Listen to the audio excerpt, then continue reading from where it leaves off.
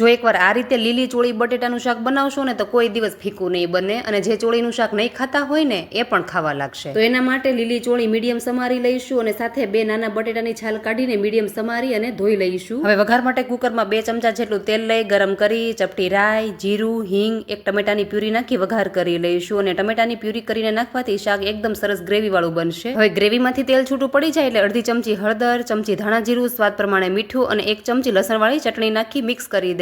હવે કોરા મરચા કરતા લસણવાળું મરચું નાખવાથી ખૂબ જ સરસ ટેસ્ટ આવે છે. હવે બધા મસાલાને 2 થી 3 મિનિટ મીડિયમ ગેસ પર સાતળી લઈશું. હવે એમાં થોડો મજેદારનો ગરમ મસાલો ઉમેરી દઈશું, અને થોડો ગરમ મસાલો નાખવાથી શાકમાં જે ચોળી બફાવાની સ્મેલ આવે ને એ પણ નહીં આવે. હવે થોડીવાર મસાલાને સાતળી અને સમારેલી લીલી ચોળી અને બટેટા ઉમેરી મિક્સ કરી દઈશું. અને આ શાકમાં તમે બટેટા ન નાખો ને તો પણ ચાલે, પણ બટેટા ઉમેરીએ ને તો બાળકો આ ચોળીનું શાક આસાનીથી ખાઈ લે છે. હવે મસાલામાંથી તેલ છૂટું પડી જાય એટલે અડધો જ ગ્લાસ જેટલું પાણી ઉમેરી દઈશું અને મિક્સ કરી કુકરની 3 સીટી લઈ લઈશું. પછી કુકરની 3 સીટી થઈ જાય અને જોઈ લઈશું, અને ઉપરથી ઝીણા સમારેલા ધાણા નાખીને સરખાઈથી મિક્સ કરી દઈશું. અને તૈયાર છે લીલી ચોળી બટેટાનું શાક. જો એકવાર આ રીતે લીલી ચોળીનું શાક બનાવશો ને તો મોટા તો ખાશે પણ બાળકો પણ પેટ ભરીને ખાશે. અને આજની રેસીપી કેવી લાગી કમેન્ટ કરીને જરૂર કહેજો. મળીએ નેક્સ્ટ વિડીયોમાં.